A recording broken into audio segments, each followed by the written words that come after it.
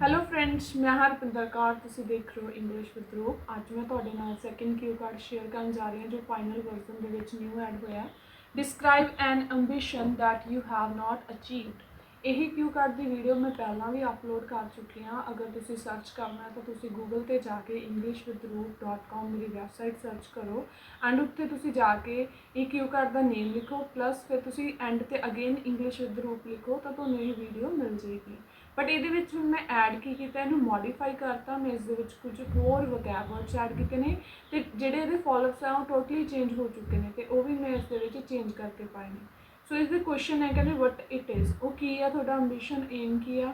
Why you have not achieve it, ਤੁਸੀਂ ਕਿਉਂ ਨਹੀਂ ਅਚੀਵ ਕੀਤਾ। ਵਟ ਯੂ ਡਿਡ, ਤੁਸੀਂ ਉਸ ਦੇ ਲਈ ਕੀ ਕੀਤਾ। And how you field about it, ਤੁਸੀਂ ਇਸ ਬਾਰੇ ਕੀ ਸੋਚਦੇ ਹੋ। ਫਸਟ ਵਰਡ ਹੈ ਕੰਸਟਰਕਟਿਵ। ਵੋਕੈਬਲਰੀ ਯੂਜ਼ ਕਰਾਂਗੇ। ਕੰਸਟਰਕਟਿਵ ਹੁੰਦਾ ਯੂਜ਼ਫੁਲ, ਹੈਲਪਫੁਲ ਹੋਵੇ ਜੋ ਬਹੁਤ ਜ਼ਿਆਦਾ ਏਮ। ਸੈਕਿੰਡ ਕਰੂਸ਼ੀਅਲ, ਕਰੂਸ਼ੀਅਲ ਆਪਾਂ ਯੂਜ਼ ਕਰਦੇ ਹਾਂ ਇੰਪੋਰਟੈਂਟ ਦੇ ਲਈ। ਐਸੈਟ ਇੱਕ ਤਰ੍ਹਾਂ ਆਪਾਂ ਪ੍ਰੋਪਰਟੀ ਦੇ ਲਈ ਵਰਡ ਯੂਜ਼ ਕਰਦੇ ਹਾਂ।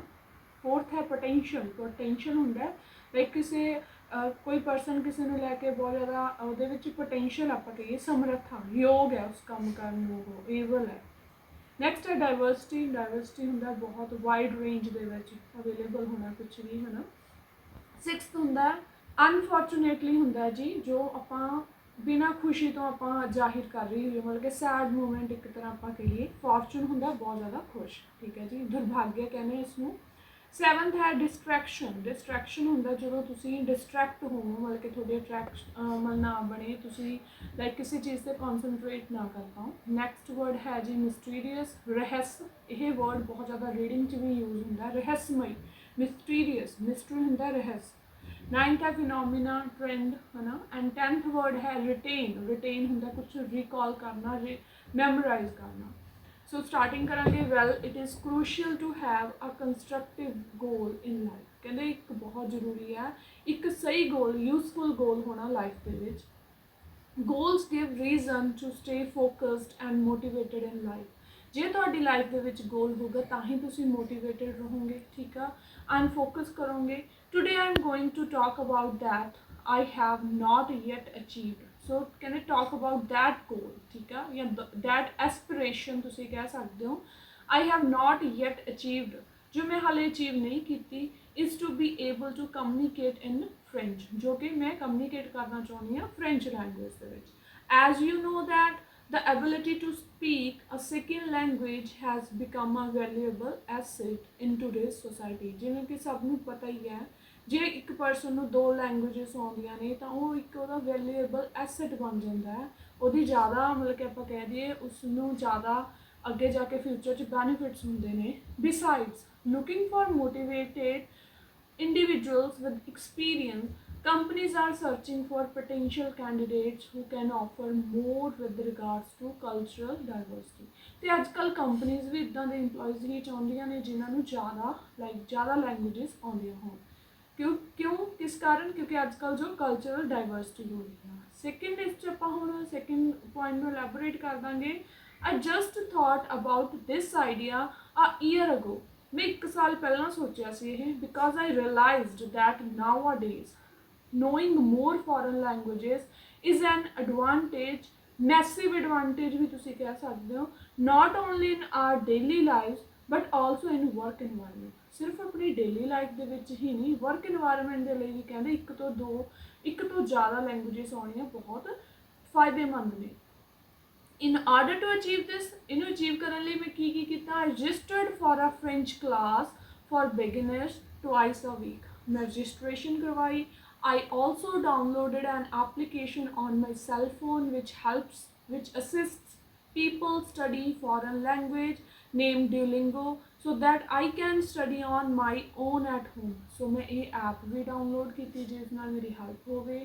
For the first 2 weeks, पहले 2 हफ्तियां च कहंदे I did not skip any classes, मैं कोई क्लास स्किप नहीं की, and spent at least 30 minutes every night studying French on Duolingo at home. कि मैं डेली 3 मिनट स्पेंड करती सी। Unfortunately I could not keep up with the schedule for long since I was working full time, या तुसीं इत्थे लिख सकते I was studying full time. Not to mention that I had many other social activities that distracted me from study. So ਕਹਿੰਦੇ ਹੋਰ ਇਸ ਤੋਂ ਇਲਾਵਾ ਵੀ ਬਹੁਤ ਸਾਰੀਆਂ ਹੋਰ ਐਕਟੀਵਿਟੀ ਵੀ ਸੀਗੀਆਂ ਜੋ ਮੈਨੂੰ ਮਤਲਬ ਕਿ ਇਹ ਲੈਂਗੁਏਜ ਸਿੱਖਣ ਤੋਂ ਡਿਸਟਰੈਕਟ ਕਰ ਰਹੀਆਂ ਸੀਗੀਆਂ। ਤੁਸੀਂ ਸਟੱਡੀ ਕੋਈ ਇੱਥੇ ਡਿਗਰੀ ਸ਼ੋ ਕਰ ਸਕਦੇ ਹੋ, ਠੀਕ ਹੈ, ਜੋ ਵਰਕਿੰਗ ਆ ਵਰਕਿੰਗ ਹੀ ਲਿਖ ਸਕਦਾ। There were days when I was so busy that I had to work overtime to finish my project work। ਮੈਨੂੰ ਕੋਈ project work ਮਿਲਿਆ ਸੀ, college ਵਾਲੇ ਵੀ ਕਹਿ ਸਕਦੇ project work। As a result, I was not able to go to class and I definitely did not have any time to study at home। So ਇਸ ਕਰਕੇ ਮੈਨੂੰ time ਹੀ ਨਹੀਂ ਸੀ ਮਿਲਦਾ study ਕਰਨ ਦਾ। Moreover, my friends complained that I had been ignoring them। ਮੇਰੇ friends ਨੇ ਵੀ ਮੈਨੂੰ complain ਕੀਤੀ ਕਿ ਮੈਂ ਉਹਨਾਂ ਨੂੰ ignore ਕਰ ਰਹੀ ਹਾਂ। So I needed to arrange the time to hang out with them। So ਮੈਨੂੰ ਉਹ ਵੀ arrange ਕਰਨਾ ਦੀ ਜ਼ਰੂਰਤ ਸੀ। Just like that, I gradually lost my ambition to study French। ਤੇ ਮੇਰਾ ਉਹ ambition lost ਹੋ ਗਿਆ। And until now, I can only remember one alphabet table। ਮੈਨੂੰ ਸਿਰਫ ਇੱਕੋ ਹੀ alphabet table ਯਾਦ ਹੈ। Even though French uses various types of alphabets, but French ਦੇ ਵਿੱਚ ਬਹੁਤ ਸਾਰੇ ਅਲੱਗ-ਅਲੱਗ alphabets use ਹੁੰਦੇ ਨੇ। So in the near future, I will study properly। So definitely ਕਹਿੰਦੇ ਮੈਂ ਫਿਊਚਰ 'ਚ ਜੁਆਇਨ ਕਰੂੰਗੀ ਤਾਂ ਕਿ ਮੈਂ ਸਪੀਕ ਕਰ ਸਕਾਂ ਫਲੂਐਂਟਲੀ। ਸੋ ਇਹਦੇ ਜਿਹੜੇ ਫੋਲੋਅਪਸ ਨੇ ਉਹ ਟੋਟਲੀ ਚੇਂਜ ਹੋ ਚੁੱਕੇ ਨੇ। ਫਸਟ ਕੁਐਸਚਨ ਹੈ what ambitions do children usually have. ਕਿਹੜੇ ਕਿਹੜੇ ਐਂਬੀਸ਼ਨਸ ਹੁੰਦੇ ਆ ਬੱਚਿਆਂ ਦੇ। ਕਹਿੰਦੇ kids have different kinds of ambitions. enormous amount of money, वो पैसा कमाना चाहते हैं। Teachers because they think it is a noble profession। कई बच्चे होके की बनना चाहते हैं, टीचर बनना चाहते हैं, डॉक्टर, किसी होर भी अपने वालों ऐड कर सकते हो। सेकंड है why are some people very ambitious।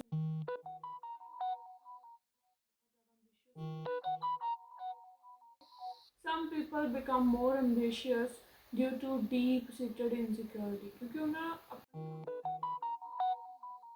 they constantly feel like they must be better and do better। ਉਹਨਾਂ ਨੂੰ ਇਦਾਂ ਲੱਗਦਾ ਵੀ ਉਹ ਹੋਰ ਬੈਟਰ ਕਰ ਸਕਦੇ ਆ which drives them to pursue bigger and better। ਜਿਸ ਨਾਲ ਉਹ ਅੱਗੇ ਉਹਨਾਂ ਦਾ ਮਤਲਬ ਕਿ ਹੋਰ ਬੈਨੀਫਿਟ ਹੋ। ਥਰਡ ਕੁਐਸਚਨ ਹੈ why don't some people have dreams। ਕਿਉਂ ਕੁਝ ਲੋਕਾਂ ਦੇ ਲਾਈਕ ਡ੍ਰੀਮਸ ਨਹੀਂ ਹੁੰਦੇ। ਕਹਿੰਦੇ the dream is one of the most mysterious phenomena of the human mind। ਇੱਕ ਰਹੱਸਮਈ ਉਹ ਹੈ। I think everyone has certain dreams। There are different kinds of people। Some are very serious about their dreams। कुछ तो अपने सुपने लेके बहुत serious होंगे and some are totally lethargic, बहुत lazy होंगे to work for their dream। ते अपने dreams के लिए serious नहीं होंगे, मतलब कि सुस्ती जिन्हें आप कहने भी सुस्त होंगे ने बहुत। लास्ट फोर्थ क्वेश्चन है how do people balance work and life. लोग अपनी लाइफ ते वर्क में कितना बैलेंस करते हैं। कहते आजकल in the present scenario people maintain their personal and professional life with the help of time management. Time management दे नाल करते हैं because time management is a crucial factor to manage personal as well as professional life. Some people do it by taking regular breaks when they only focus on their family। ਤੇ ਕਈ ਲੋਕ ਜਿੱਦਾਂ ਕੰਮ ਤੋਂ ਬ੍ਰੇਕ ਲੈ ਕੇ ਵੀ ਉਹ अपनी family पे फोकस करते हैं। I think it is something almost every person tries to do and fails. हर एक पर्सन इदा करता है, कई तो सक्सैसफुल हो जाते हैं, कई फेल हो जाते हैं। So in recent years even governments are taking steps like limiting work hours so people are able to do so. तो गवर्नमेंट भी कहते हैल्प कर रही है, इदा के कुछ स्टैप्स बना रही है ताकि लोगों की हैल्प हो सके परसनल तो प्रोफेशनल लाइफ में बैलेंस कर सके। ठीक है फ्रेंड्स, मिलते हैं जी नवी वीडियो के नाल। जे तुहानूं मेरी वीडियो वधिया लगी लाइक ते कमेंट करके जरूर दस्सिओ। ओके जी, बाय बाय, टेक केयर।